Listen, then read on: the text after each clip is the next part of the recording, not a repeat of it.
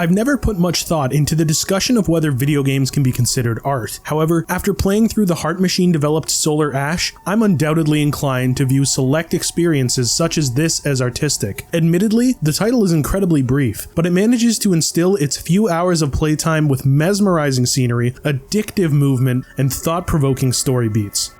Now I am merely an echo. I don't have time for this. How do I get out of here?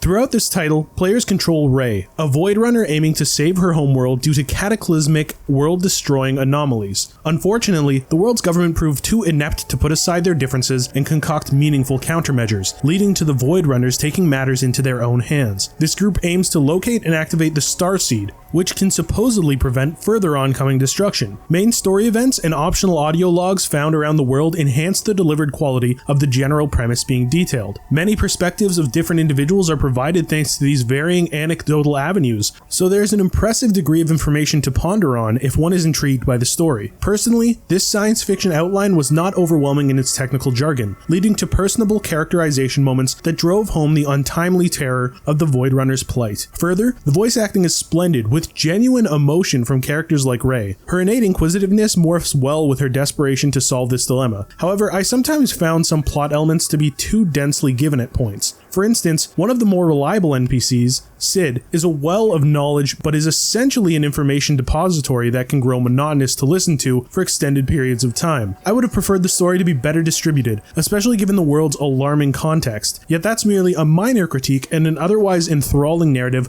bursting with intriguing charm. Speaking of the world, it's immediately apparent that Solar Ash's stylized art style is magnificent and wondrous, emitting genuinely otherworldly tones that made me feel like a visitor from a far-off, ignorant planet. The distinct and unconventional coloration alone is easily the most memorable part of the experience, and they make the gameplay feel like it has a life of its own. Of course, the highlight of the gameplay is the movement, which consists of skating across a myriad of surfaces with regional specific actions, like grinding or climbing. Still, every manner of movement is relatively swift in its execution, making the journey engraved with a continuous sense of purposeful momentum. At times, I found myself simply sliding around the world with no real objective in mind, because the fluidity of the navigation was too delightful to relegate to the objectives solely. Sound is as integral to the experience as the visuals, with it being constantly unnerving, putting the graveness of the mission at hand into a whole new, vaguely menacing perspective. The music comes off as droning and ominous, whereas the sound effects can come off as jarring to the surrounding quietude of the landscape.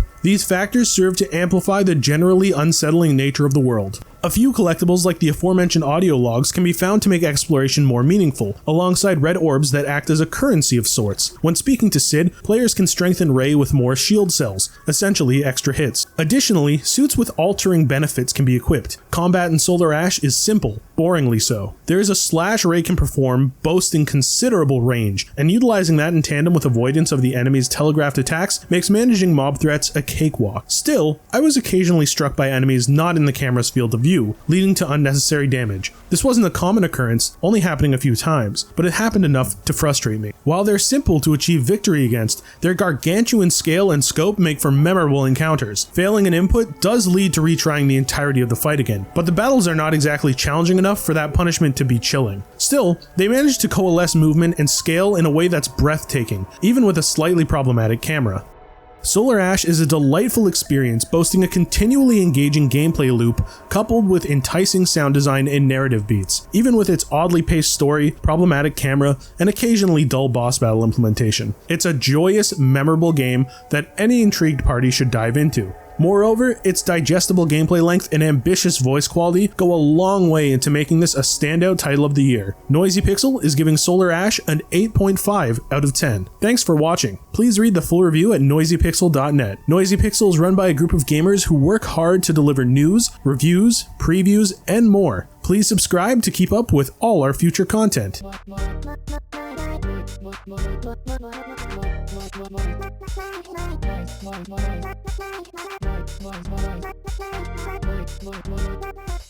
Noisy Pixel.